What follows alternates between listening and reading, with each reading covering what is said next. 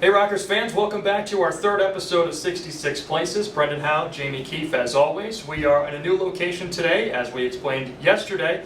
This is the broadcast booth. This is my office. Jamie, welcome to my office today. We were in your office yesterday. That's right, a little different. We're going to get some players up here for some interviews this year. Are we going to have an opportunity to get you at all this year, or on broadcast, or what? Well, I think we discussed that a little bit yesterday. We did. League frowns upon that when I get tossed and come to the booth, so we'll try to stay away from that if we can. We can keep it quiet. We can keep it under wraps for you. All right. Let's talk baseball, though, Jamie. Last night, another good night. 10-1 the final last night. You got a marvelous outing out of Ben Bramer. What'd you see from him? It was pretty, wasn't it? Absolutely. You only see a few of those a year, let's be honest. He just had control of everything from the get-go. His tempo from the first inning. I think the third inning he went through a little skip, where he walked somebody, but he just went through a little skip in his beat with his tempo. Nobody had to say anything to him. He picked it up. I think Bo told him to step off. He got back on, refocused, and the tempo came back. Sometimes going out of the stretch that can help you too. I think you get out of the whack and on wind up he hadn't get anybody on base, so you get out of that tempo. Next thing you know, it's ball one, ball two, and he got in a little trouble, but he was fine. And I mean, he handled like a professional, and it was a pretty special start. It was nice. He sure did, and professional he is, and spent some time with the Nationals, and of course now coming here. 6 no-hit innings last night. Like you said, you only see a couple of those outings a year. You mentioned Bo Taylor. How about his night with the bat last night? He tied second place on the Rockers history books last night for most runs driven in the game. He tied Xander Wheel's mark. He did it last year against Gastonia with 6. He had a home run. He did it in 2 consecutive at-bats, by the way. Did it in the 7th and the 8th. He was 0 for 3 prior to that. Yep. Did anybody say anything to him to turn it around, or did he just get up there and start wailing? No, Georgie and he have been doing a lot of work. I mean, George Greer's unbelievable with these hitters, as you know, and this is a new group that we have this year. Obviously, we have a lot of new faces, and everybody's just really engaged. I mean, it wasn't fair to Georgie that he came in, in June last year, and guys were like, okay, well, I'm not going to change this or I'm not going to change that. But he's had them all spring training and kind of showed some guys what he sees and where he feels he can help them get better. And that's nice because you have 10 days with him before the season starts, and that makes a big difference. And he and Bo have been working on a different grip, and I've seen the difference in batting practice. And he's hit a couple balls really hard. They didn't have anything to show for it, but now he's at that point.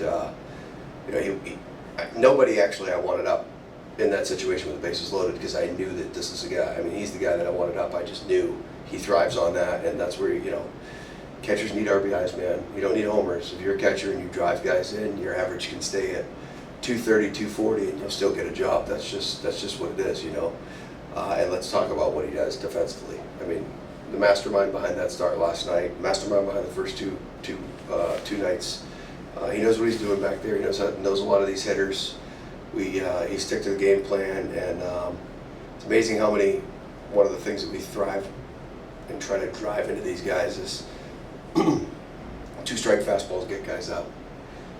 2-strike fastballs in the outer half get guys out, and now I think we've got these guys believing in it, and that's what he wants to go with, and it's working. And absolutely, I mean, you got Tyler Blum behind the plate today. A little bit younger than Bo. Have they been working together? Bo trying to rub some knowledge off on Tyler? Listen, you've got a guy with 3 years of big league time that is arguably probably the best teacher that these 2 other catchers, Brian Pereira and Tyler Blum, could ask for. And Bo and Pereira know each other very well because they both work out at Cressy's in Florida.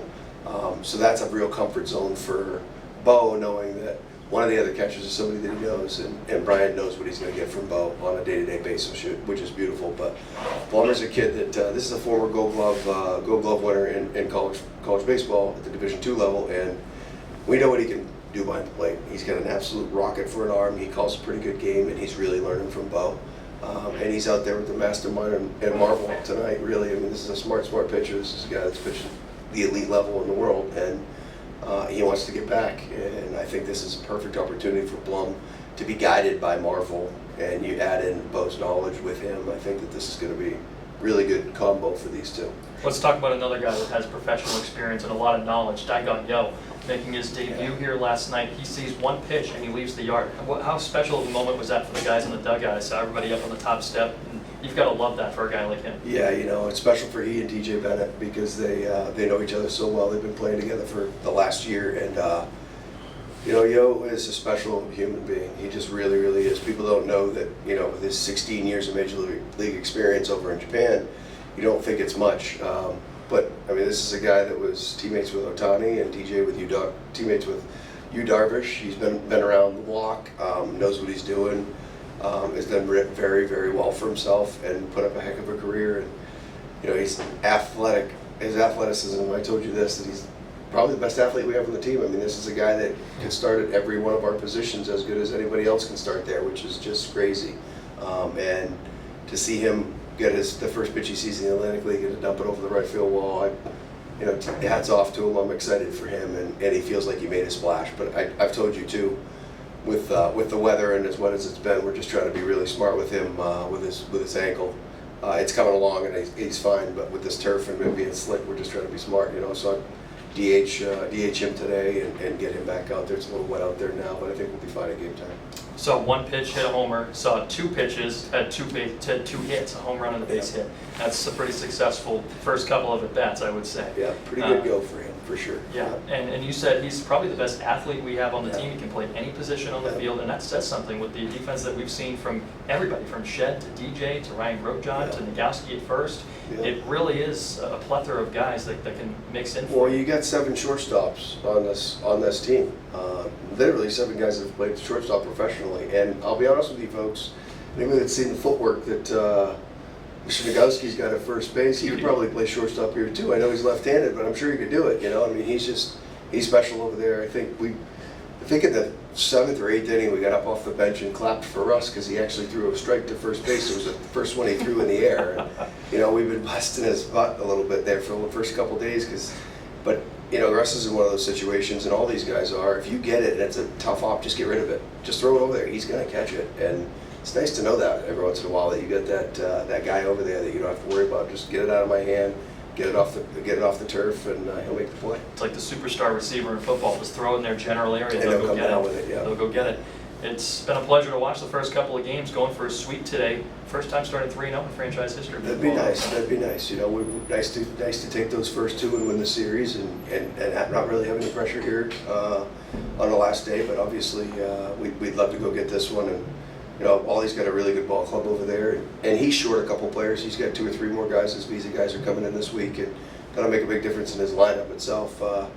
You know, the guys for the Ducks have thrown the ball well. You know, I mean, obviously the first night was outstanding, and last night there was, you know, basically 2 mistakes at the game. So at the end of the day, you know, we're playing a heck of a ball club, and we're comfortable with where we're at, and we'll just get back at it.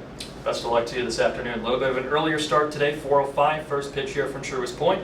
We'll catch you on Tuesday when we host Charleston for the next episode of 66 Places.